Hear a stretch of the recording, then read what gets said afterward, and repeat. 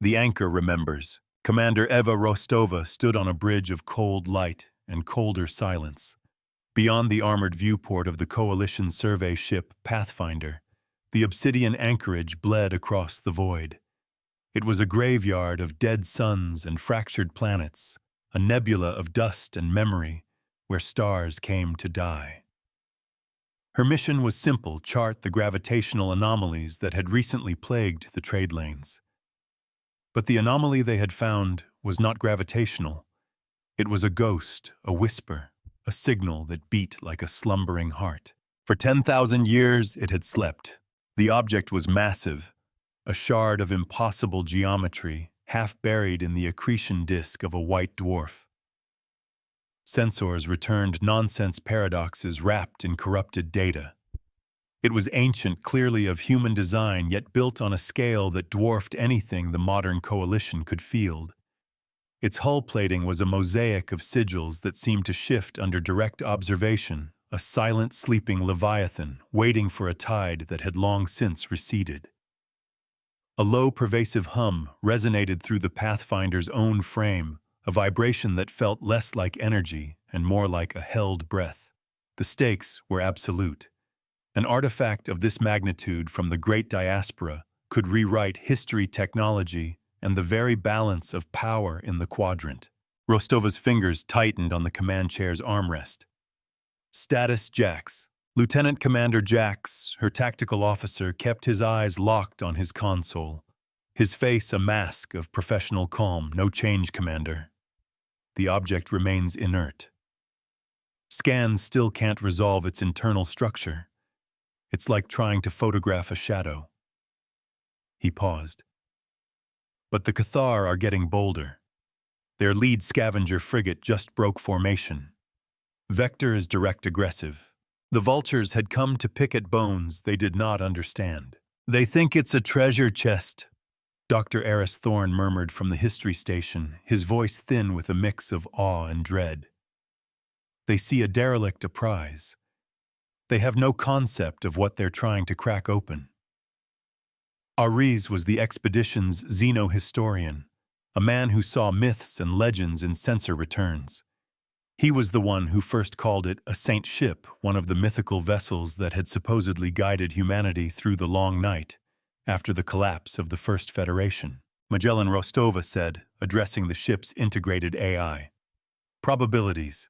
The calm, synthesized voice of the fleet mind filled the bridge. The Cathar fleet consists of 3 repurposed asteroid crackers and a lead frigate of unknown armament. Their intent is salvage with a 92% certainty. Our own vessel is a scientific platform. In a direct confrontation, our probability of mission survival is 17%. The AI's logic was a cold, clean razor. They were scholars facing down a gang of butchers. A tremor ran through the deck plating. On the main view screen, a lance of coherent energy, crude and overwhelming, erupted from the Cathar frigate. It wasn't a weapon meant for combat between ships. It was a mining beam designed to shatter asteroids. It struck the ancient vessel's hull and dissipated into a shower of harmless, glittering particles. The hum from the relic deepened its pitch, shifting from a bass rumble to a resonant chime that made the teeth ache. A trader on relay station Epsilon 9 watched the public channel feed a cheap simulacrum of the events unfolding in the anchorage. He adjusted the greasy collar of his jumpsuit and took a long drink of a fermented fungal brew. Heard stories about that place, he slurred to the station's bartender, a weary-looking Vexian. They say a human ghost ship guards the lane, sings to you before it takes your engines. The Vexian polished a glass, its multifaceted eyes betraying no interest. Superstition sells well in hard times, human. Nothing more. Jax's voice was tight. Another beam. They're focusing fire on a single point, trying to brute force their way through.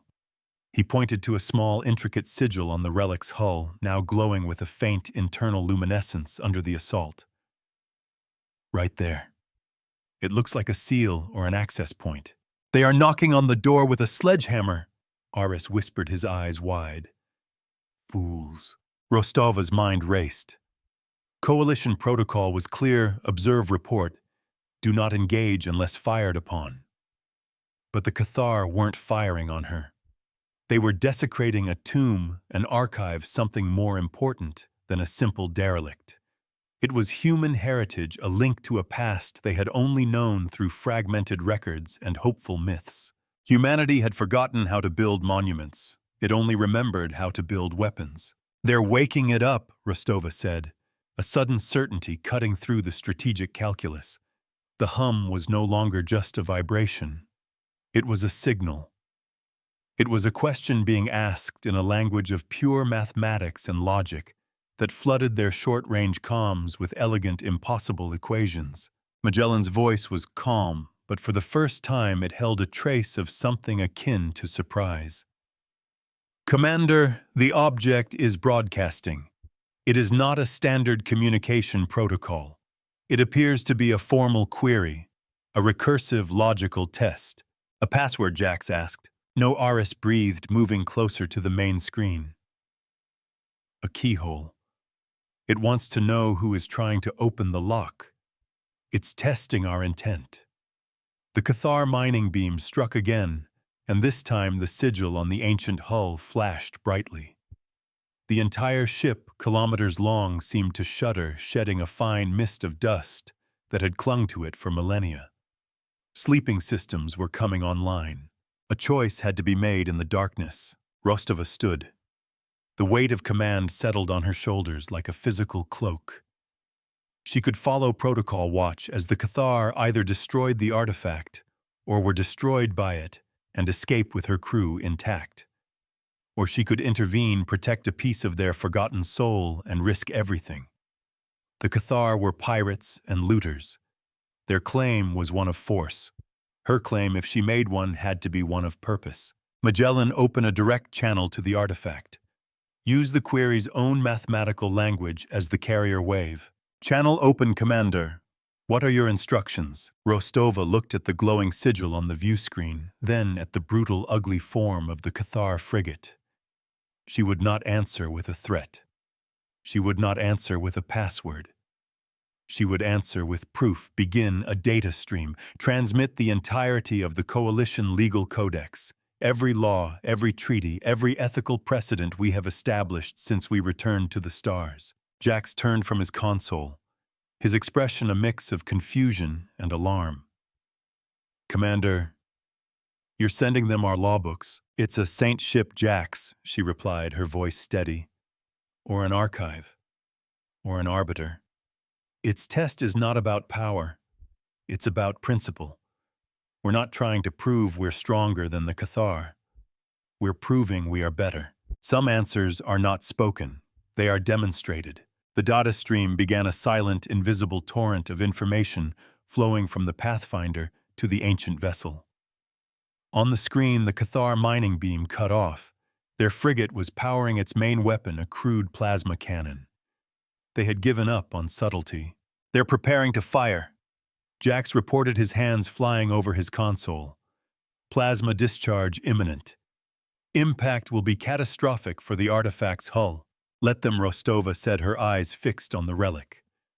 "Let the judge see the crime as it is committed." The plasma bolt erupted from the Cathar ship, a blinding sphere of incandescent rage crossing the void. It was an act of pure, mindless destruction. Just before it struck, the glowing sigil on the ancient ship flared into a sun-bright star. A network of light traced its way across the entire hull, illuminating thousands of other smaller sigils. The sleeping giant was finally truly awake. The ledger had opened. The accounts would be settled. A low-frequency transmission pulsed from the relic, a single clear message that resonated not in their ears, but directly in their minds. It was not a voice, but a feeling, a concept given form. It was the weight of law, the clarity of judgment, the unyielding force of a balanced scale. Intent registered. Claim acknowledged. Stand and be measured. The plasma bolt, mere meters from the hull, simply stopped. It hung in the void, frozen in time, its furious energy contained within a shimmering, invisible field. The Cathar on their bridge could only stare in disbelief. Their ultimate expression of force had been rendered inert, a child's tantrum halted by an unseen, unyielding parent. Their violence was a debt. The anchor had come to collect. On the bridge of the Pathfinder, the crew was silent. Eris Thorne was openly weeping. Jack stared at his tactical display, which was showing a physical impossibility. Rostova felt a profound, bone-deep sense of vindication and terror. They had passed the test. They had been deemed worthy of an audience. Commander Magellan stated its synthesized voice perfectly level. "I am detecting a new variable. A second fleet has just translated from hyperspace at the system's edge. Cathar reinforcements," Jax asked, already retasking sensors. "Negative," the AI replied. "The vessels are broadcasting coalition identifiers. They belong to the Office of Bureaucratic Auditing." A collective groan went through the bridge crew. The auditors were the legalistic vultures of the coalition, infamous for their rigid adherence to regulations and their complete lack of imagination. A lawful path is often crowded. The lead auditor vessel. The Abacus sent a system-wide broadcast. "Unidentified human vessel, you are in violation of Coalition Antiquities Mandate 7.3. Unregistered ancient technologies must be surrendered for immediate impoundment. Power down your systems and prepare to be boarded. Coalition vessel Pathfinder. Your interference in this matter is noted and will be subject to a formal review." The Cathar captain, seeing new rivals, snarled an order. His ship's engines flared. The frozen plasma bolt vanished, its energy seemingly absorbed by the ancient ship. The scavengers saw the auditors not as law, but as competition. They were caught between a ghost they couldn't crack and a bureaucracy they didn't respect. "We have a three-way standoff," Jack said, stating the obvious. "The Cathar are hostile. The auditors see us as criminals, and the relic, who knows what it's thinking." Rostova looked at the ancient ship, now glowing with a soft, steady internal light. It had judged the Cathar's intent and found it wanting. It had judged hers and granted her a provisional claim. Now it would judge the auditors. She suspected it would not be impressed by their paperwork. A law is only as strong as the will to enforce it. The ancient vessel's hum changed again. It was no longer a question or a statement, but a declaration. A network of gravitic distortions began to form around it, subtly warping the space in the immediate vicinity. It wasn't preparing to fight. It was establishing its courtroom. "This ship, whatever it is," Aris said, his voice trembling with academic fervor, "it doesn't operate like we do. I've read the fragments, the legends. They were arbiters. They didn't conquer. They corrected. The old texts say they teach by numbers and remember by ledgers, never by collars." He tapped his screen, showing a magnified view of the shifting sigils. "That isn't writing. It's a cosmic balance sheet." The Cathar, seeing the auditors as the more immediate and understandable threat, made their move. They launched a full volley of kinetic slugs and plasma torpedoes, not at the relic, but at the Abacus. It was a typical scavenger tactic: eliminate the competition, then return to the prize. "The auditors are being targeted," Jax reported. "Their shields are buckling. They're hailing us for assistance." Rostova ignored the hail. Her attention was fixed on the relic. "Hold your position," she ordered. "This is its jurisdiction now. Some deeds must be witnessed to become precedent." Before the Cathar volley could reach the auditor vessel, the ancient ship acted. It did not fire a weapon. It did not raise a shield. It simply adjusted the math. A series of localized gravitic lenses flickered into existence along the torpedo's path. Their vectors were not blocked, but bent. Their trajectories were not arrested, but recalculated. The plasma torpedoes, guided by their own internal systems, suddenly found themselves on a new, perfect orbital path. They swerved around the Abacus with meters to spare, and gracefully, almost balletically, sailed directly into the engine bells of the Cathar ships that had fired them. The kinetic slugs were similarly redirected not into the hulls, but into the weapon emplacements, disabling them with surgical precision. There were no explosions. The torpedoes' warheads, having been subtly drained of their energy by the gravitic lenses, merely clanged uselessly against the engines. The slugs shattered the Cathar cannons but did not pierce the ship's life support. It was a perfect, bloodless, and utterly terrifying act of disarmament. It did not punish, it imposed consequence. A young ensign on the Cathar bridge watched his weapon's console go dark. A perfectly straight hole drilled through the plasma conduits by a slug that should have hit an enemy ship kilometers away. He saw the dud torpedo nestle itself into their primary engine, housing a silent reminder of their own aggression returned to them. His captain, a brute of a being who had carved out a petty empire in the outer darkness, was for the first time in his life utterly silent. The battle was over before it had even begun, ended by an equation he could not comprehend. On the Pathfinder, the silence was one of pure, unadulterated shock. They had just witnessed a masterclass in deterrence. The relic hadn't destroyed the enemy. It had simply handed them back their own swords and told them to be more careful. My God, Jax breathed. It didn't just stop them, it taught them. The auditor captain on the Abacus transmitted another message, his voice sputtering with indignation and confusion. Unidentified vessels, cease your manipulation of local space-time. Your actions constitute a gross violation of... The broadcast cut out. A single focused beam of light no thicker than a needle had projected from the relic and touched the Abacus's primary antenna. It wasn't an attack. It was a connection. The relic was now transmitting data to the auditors. The same data Rostova had sent it the Coalition Legal Codex. It was presenting its credentials. It was citing its sources. Rostova allowed herself a small, grim smile. The relic wasn't just a ship. It was a precedent engine. It was an ancient patient teacher, and it had just called the class to order. She watched as the disabled Cathar ships began to drift their crews, likely in a state of panic and confusion. The auditors were silent, force-fed the very laws they sought to weaponize. Magellan. She said, her voice clear and strong. Record everything.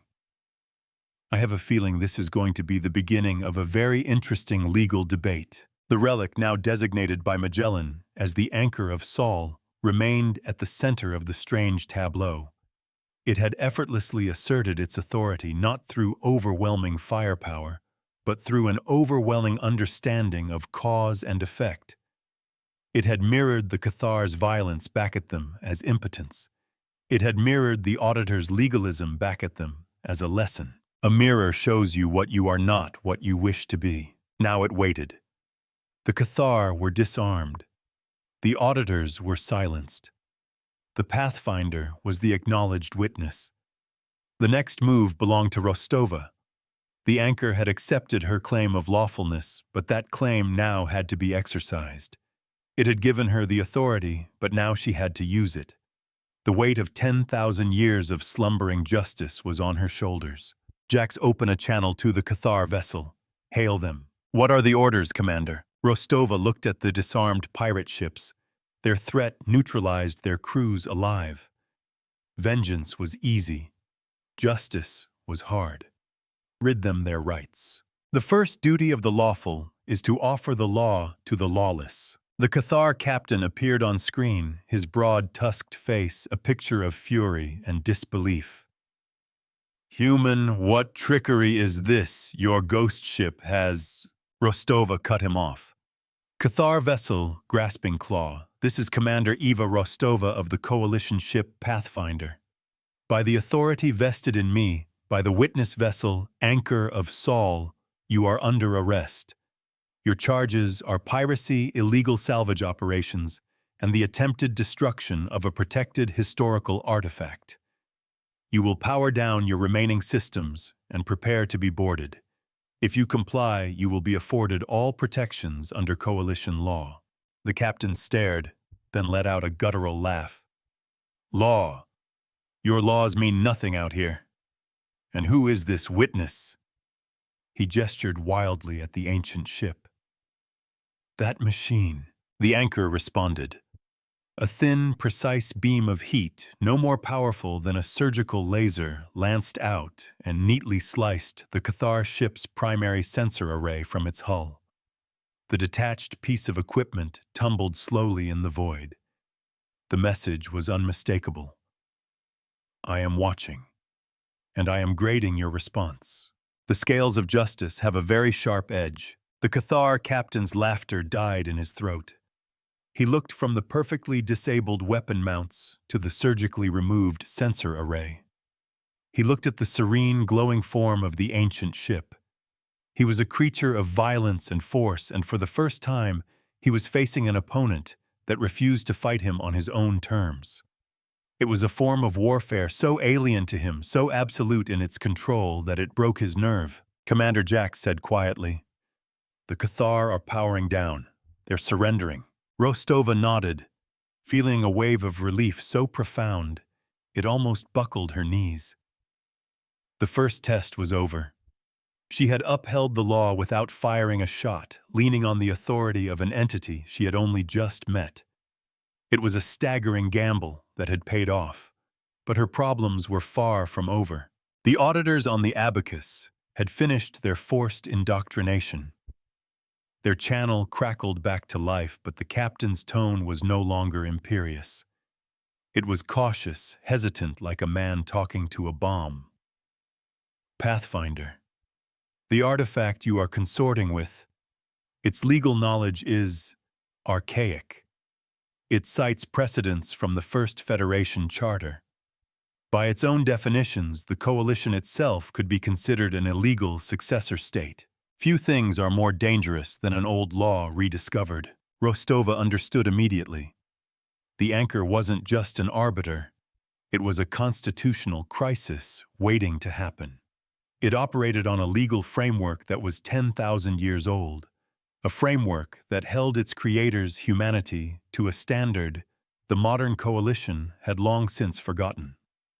They had awakened not just a ship, but a judge from a bygone era, an era of titans. Advise the auditors to hold their position and observe, Rostova ordered. Tell them that any attempt to interfere will be considered contempt of court. She knew it was a bluff, but it was a bluff backed by a silent, glowing giant that had just rewritten the rules of engagement. The interior of the Anchor of Sol was beginning to stir. Lights flickered on in corridors that had not seen them in millennia. Atmospheric processors hummed to life, cycling air that had been held in stasis. In the heart of the vessel, in a vast spherical chamber lined with crystalline data cores, a single command node began to glow. A consciousness patient and vast reviewed the recent data. It cross-referenced the Cathar's act of aggression with Ava Rostova's response. It analyzed her application of the law she had provided. The first entry in a new ledger was being written. It found her actions acceptable. Provisional stewardship was confirmed. It then turned its attention to the larger context, the coalition, the state of the galaxy, the long, slow decay of the principles it had been built to uphold. It detected threats far greater than a small band of pirates. It sensed the subtle corruption in the auditors' legalism, the fear underlying their bureaucracy. It sensed other older hungers stirring in the darkness of the galaxy. Its purpose was not to conquer. Its purpose was to preserve, to teach, to arbitrate. It was a safeguard and anchor against the chaotic tides of history. And it had just been given its first case in 10,000 years. On the bridge of the Pathfinder, Aris Thorne was looking at the energy readings from the anchor. Commander, its power output is rising, but it's not charging weapons. It's building something. A massive complex energy field. System-scale justice requires a system-scale courtroom. The space around the white dwarf, the debris field, and the three fleets began to shimmer. The anchor was projecting a containment field, a perimeter measured in millions of kilometers. It was sealing the entire sector. Not to trap them, Rostova realized, but to define the legal jurisdiction. No one was coming in and no one was leaving until the proceedings were concluded. Magellan, what is the nature of that field? Rostova asked. The field exhibits properties inconsistent with known physics, the AI replied. It appears to be permeable to matter, but impermeable to hostile intent. Any vessel attempting to cross with active weapon systems finds its trajectory altered to a perfect, non-threatening tangent. It is a judicially enforced border. The auditing captain's voice came over the comm, now laced with genuine panic. Commander Rostova, what is happening? We cannot leave. Our hyperdrive activation sequence is being denied. The artifact is citing transit regulations from a pre-slipspace era. They were all trapped inside the anchor's courtroom. The pirates, the bureaucrats, and the scholars all held in place by a law so old, it felt like a law of nature. Rostova looked out at the shimmering field, at the glow of the ancient ship at its center. She had asked for its help to deal with a pirate problem. She had gotten something infinitely more. She had inherited a legacy, a duty, and a power that could reshape the galaxy. The burden of the just is to wield the law, not merely obey it. She finally understood. The anchor hadn't chosen her because she was right. It had chosen her because when faced with a choice between violence and principle, she had chosen principle. She had offered law to the lawless. Now the anchor was going to hold everyone to that standard, including her. It was a partnership, a compact between a forgotten law and a new will to enforce it. All hands, Rostova said, her voice ringing with a newfound authority that surprised even herself. Prepare for extended operations. We are no longer a survey mission. We are deputies in a court that has been out of session for 10,000 years. And the first case on the docket is the future of our civilization. The ship was not a weapon. It was a responsibility. And it had chosen her. The weight was crushing, but for the first time in her career, Eva Rostova felt like she was standing on solid ground. She was standing with the anchor. A miner on a distant asteroid chewing on nutrient paste glanced at his long-range scanner. He saw the strange, shimmering bubble expand and stabilize in the obsidian anchorage. He'd heard the legends, the ghost stories from old spacers. He never believed them. But as he watched the phenomenon which defied all known science, a shiver went down his spine. He made a note in his log stay, clear of the anchorage. Some places were best left to the ghosts. Some debts were too old to ever be paid. The anchor of soul continued its work. It stabilized the orbits of the drifting Cathar ships, preventing them from tumbling into the white dwarf's gravity well. It was an act of custodial care, the duty of a court to its prisoners. It sent a new data packet to the Pathfinder. It wasn't a law or a precedent. It was a map. A map of the entire obsidian anchorage, revealing a network of hidden structures, conduits, and other dormant relics tied to the anchor. It was showing Rostova the full extent of its domain. Its responsibility was a kingdom of dust and echoes. Aris, look at this, Rostova said, her voice a hushed whisper. The historian stumbled over to her command chair, his eyes tracing the holographic map that now filled the center of the bridge. He saw the outlines of ancient shipyards, dormant defense platforms, and at the very heart of the system, a Dyson sphere ruin, cracked and broken, but still pulsing with a faint residual energy. It's not a ship, he breathed. It's the key. The master control for this entire celestial necropolis. Jax's tactical assessment was more direct. Commander, if even a fraction of that is brought online, it's not a courtroom. It's a fortress, an unassailable one.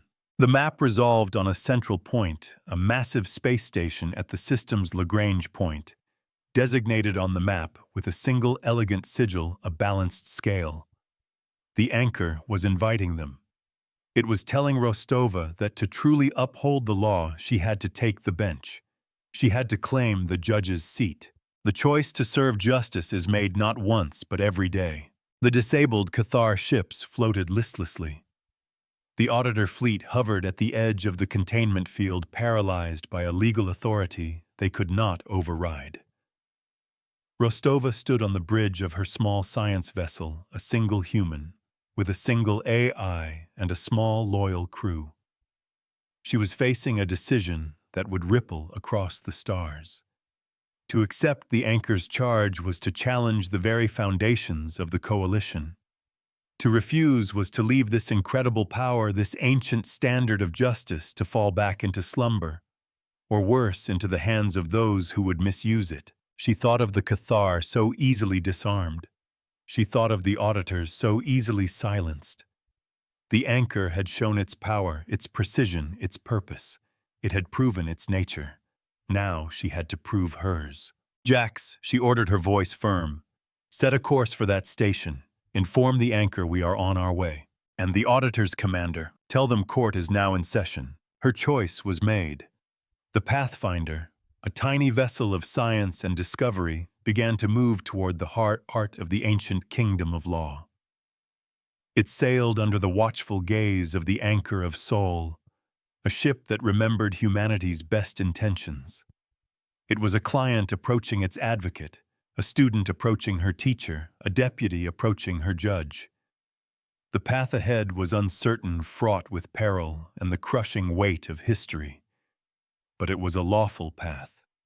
And for the first time in a very long time, it was a path that humanity would not have to walk alone. A new precedent was about to be set. The journey to the heart of the necropolis was a silent one. The Pathfinder was a minnow swimming through the skeleton of a leviathan. Skeletal shipyards, their construction arms frozen in poses of creation, drifted past. Defensive platforms pitted and scarred from a war no living being remembered but stood sentinel in the dark. All of it was dormant, but Rostova could now feel a nascent energy humming through the void, a network of sleeping power stirring at the anchor's command. This was not a graveyard.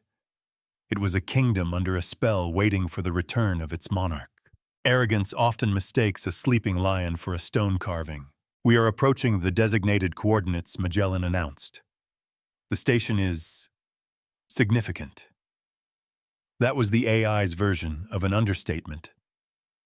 The structure that came into view was a marvel of engineering, a disk of white crystalline material 100 kilometers in diameter. At its center was a raised spire that glowed with the same soft internal light as the anchor. It was less a space station and more a piece of celestial jewelry. "It's beautiful," Aris whispered, his face pressed against the viewport.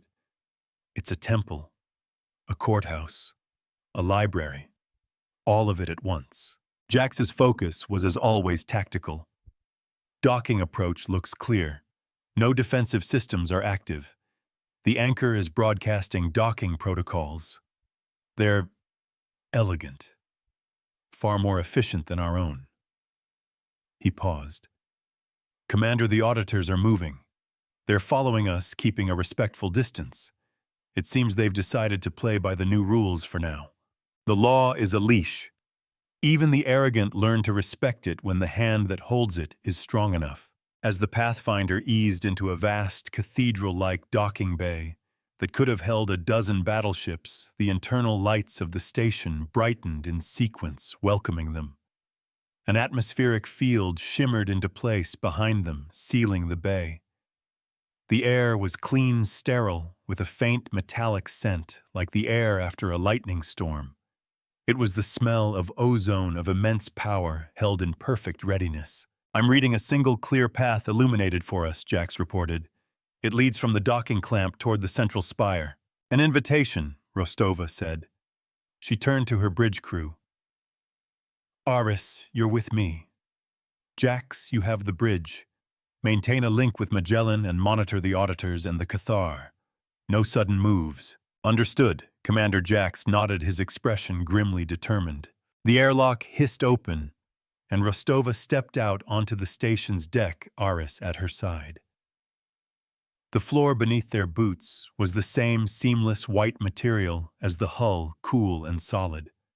The corridor ahead was a grand hall, its ceiling lost in a soft, indirect glow. There were no signs, no instructions, just the illuminated pathway guiding them forward. It was a place of quiet confidence, a structure that assumed those who entered already knew their purpose. Some places do not need to shout their power. The path led them to a vast circular chamber at the base of the spire. In the center of the chamber, a column of light pulsed gently, the same light that emanated from the anchor's core systems. As they approached, a voice spoke not through their comms, but in their minds, the same conceptual language as before. It was the voice of the anchor, but clearer now, more focused. You have offered the law. Now you must show you comprehend the judgment. A holographic display flickered into existence before them. It depicted a simple scenario, a single starving man stealing a loaf of bread from a wealthy merchant's overflowing cart. Below the image were two sigils identical to those on the anchor's hull. One represented punishment. The other represented restitution. It's another test, Eris murmured. A moral one. A classic ethical dilemma. Rostova studied the image. It was a simple question, but the implications were vast. Coalition law was clear theft was a crime, and it had a prescribed punishment. But the anchor's law was older, deeper. She thought about its actions with the Cathar disarmament, not destruction. Consequence, not vengeance. A ruler is judged not by the laws he writes, but by the exceptions he allows. The law demands punishment, she said, thinking aloud. But justice demands balance. She looked at the starving man's desperation, the merchant's casual excess. To punish the man was to ignore the inequity that drove him to the crime. To simply forgive him was to invalidate the merchant's right to his property. Neither was a complete answer. It's a trick question, Eris realized. It wants us to choose one, but the right answer has to be more complex. Rostova felt the cool, silent observation of the anchor. It was waiting. It was measuring her. She took a breath and reached out not to either sigil, but to the space between them. The answer is not one or the other, she stated, her voice echoing slightly in the vast chamber. The answer is both. And neither. Her mind formed the response she wished to convey. The man must make restitution, but not to the merchant. The merchant has lost bread, which he has in abundance. The man has lost his dignity, which is a greater wound.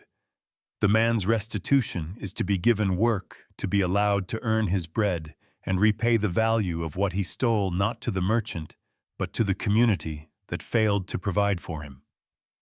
The merchant, in turn, must be taught that a society that allows one man to starve while another hoards is a society that is unbalanced.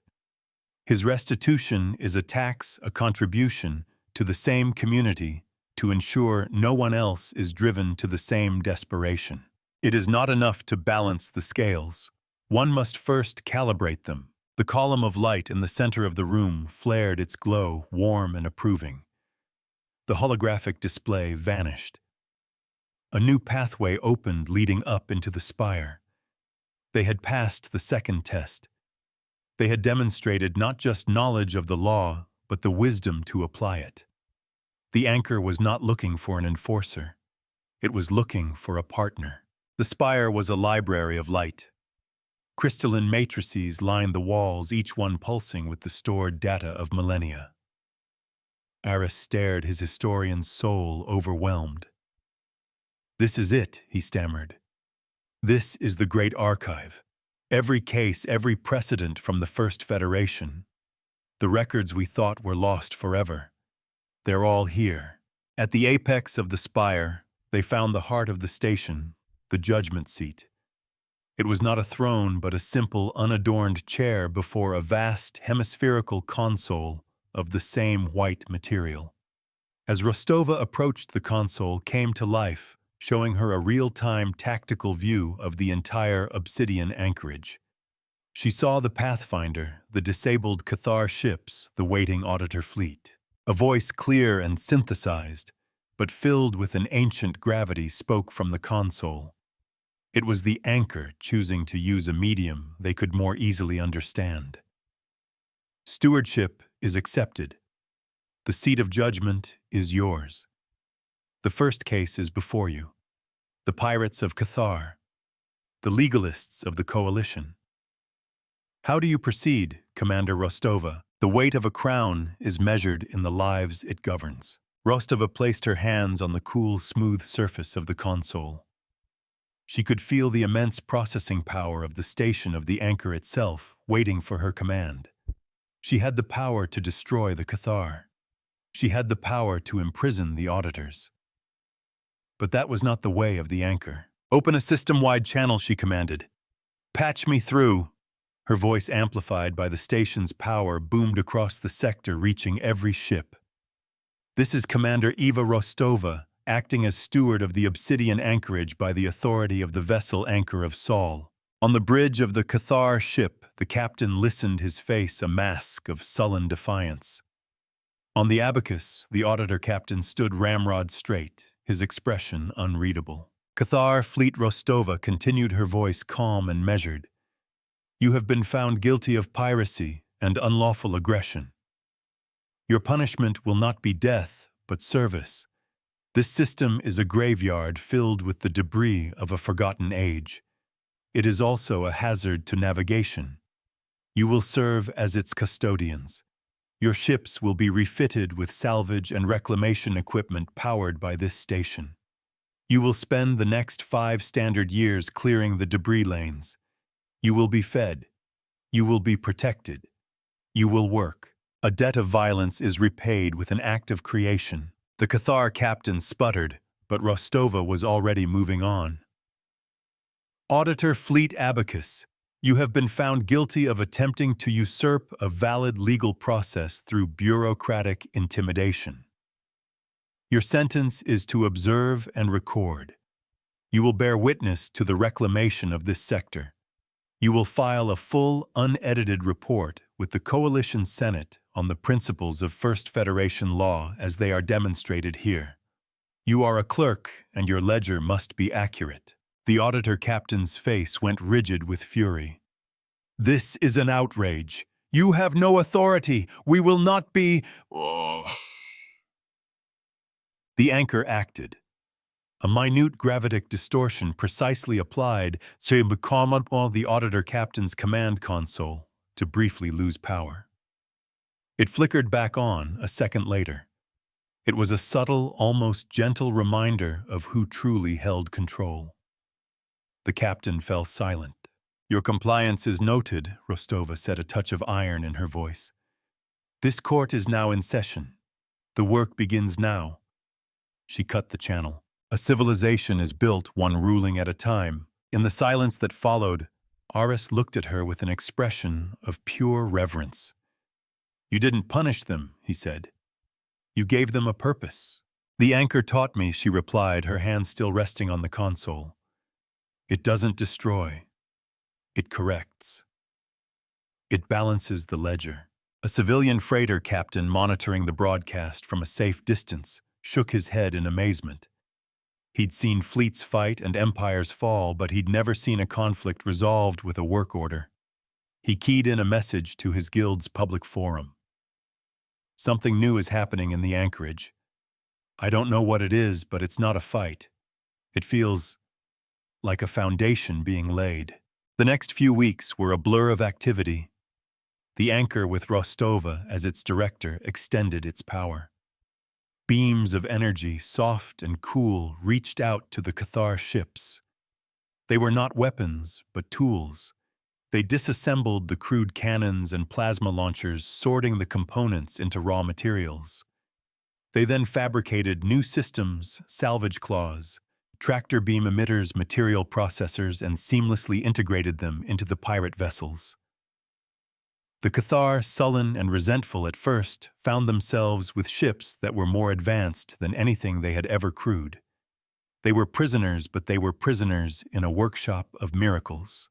The best chains are not made of iron, but of purpose. The auditors, true to their sentence, watched. They scanned, they recorded, they filed endless streams of data back to the coalition. They were trapped by their own devotion to the letter of the law. Rostova had given them a lawful order backed by an authority they could not challenge, and so they had to obey, however much it chafed. But the coalition was not an entity that took such challenges lying down. The auditors' reports were causing chaos in the Senate. A rogue commander consorting with an ancient, possibly hostile AI had seized a strategically vital sector and was dictating terms. It was a rebellion. It was a threat to the established order. A message arrived from Coalition High Command. It was not addressed to Rostova, but to the anchor of Seoul itself. It was a formal declaration: cease all unsanctioned operations, surrender the human commander for court-martial, and submit to coalition authority, or be classified as a hostile entity. Attached to the message were the call signs of the Third Fleet, a military force that made the Cathar look like children with toys. A law unbacked by power is merely a suggestion. "They're coming," Jax reported from the Pathfinder, his voice grim. 3 battlecruisers, a dozen heavy frigates. "They're not here to talk, Commander. They're here to end this." Magellan's synthesized voice added the cold calculus. The Third Fleet's combined firepower gives them a 99.8% probability of overwhelming the Pathfinder. Their probability of overwhelming the anchor of Seoul is unknown. The variable is too large. Rostova stood on the judgment seat looking at the approaching fleet on the main display. They were still 2 days out. She could feel the anchor waiting for her decision. It had shown her its tools of correction, but it had also shown her its dormant defense platforms, its ruined shipyards. It possessed the power to wage war on a scale the coalition couldn't imagine. Aris Rostova said, her voice quiet. "The archives. Is there a precedent for this? A lawful response to a declaration of war from a successor state?" Aris was pale, his hands shaking as he interfaced with a nearby console. "Yes, hundreds of them. The First Federation faced rebellions, secessions. Their primary doctrine was never to win a war, but to make the cost of conflict so ruinously high for the aggressor that peace became the only logical option. They didn't target ships, they targeted economies, logistics, the very will to fight." He looked up, his eyes wide. "They called it judicial warfare. The most effective battle is the one your enemy cannot afford to fight," Anchor Rostova said, speaking to the station itself. Show me how to balance this ledger." The console before her shifted. The tactical display was replaced by a map of the entire quadrant, showing trade routes, resource hubs, financial centers. It highlighted the Third Fleet's supply lines, the corporations that manufactured their munitions, the star systems that supplied their fuel. It was a map of the Coalition's circulatory system. The anchor wasn't showing her how to fight a fleet. It was showing her how to bankrupt a civilization. But that path felt wrong. It was a cold, cruel calculus punishing millions for the aggression of a few. It was the logic of an AI, of a machine. It was not the judgment she had demonstrated in the test. "No," she said, shaking her head. "That is not the way. We will not threaten their homes. We will not starve their people. We will meet them here. We will show them the difference between power and authority. A leader protects the people, even the people of her enemy." The choice surprised the anchor. Its synthesized voice returned a note of query in its tone. "This path is suboptimal. It carries a significant risk of direct damage to this vessel and its holdings." "It is the right path," Rostova insisted. "We cannot claim to be the arbiters of law if our first act is to hold civilians hostage. We will make our stand here, and we will turn their own force back on them just as we did with the Cathar, but on a much grander scale." The anchor was silent for a long moment. Then the map of the anchorage reappeared, But this time it was the Dyson Sphere ruin that was highlighted. A stream of data flowed into the Pathfinder's systems, a complex series of equations that made Magellan's processors whine. Commander, the AI said, its voice filled with something that sounded like awe. I understand. It is a mirror, a perfect logical mirror. The plan is sublime. Rostova looked at the broken shell of the Dyson Sphere. It was a relic of a time when humanity had commanded the energy of stars. It was broken, yes, but it was not dead, and it was about to become the fulcrum of the entire battle. When a sword is swung at a mirror, it is not the mirror that breaks. The Third Fleet arrived in a wave of overwhelming force. They translated from hyperspace with brutal precision, their weapon ports already glowing. The fleet admiral, a man named Korich, who was known for his aggressive, uncompromising tactics, sent a final ultimatum. You have 30 seconds to surrender your command and power down the artifact. After that, I will sterilize this entire system. Rostova stood at the judgment seat. Admiral Korich, she broadcast in reply, her voice steady and clear. You have been found in contempt of this court. You may fire when ready. Korich laughed, a harsh, grating sound. So be it. The order was given. The Third Fleet unleashed its opening salvo, a coordinated barrage of particle beams and mass driver slugs designed to shatter a planet's crust. It was a wave of pure destructive energy, enough to wipe out a small civilization, all directed at the anchor of Sol. The ancient ship did not raise a shield. It did not fire a single weapon. Instead, at Rostova's command, it pulsed. A single focused beam of gravitic energy shot from its core, not at the fleet, but at the white dwarf at the center of the system.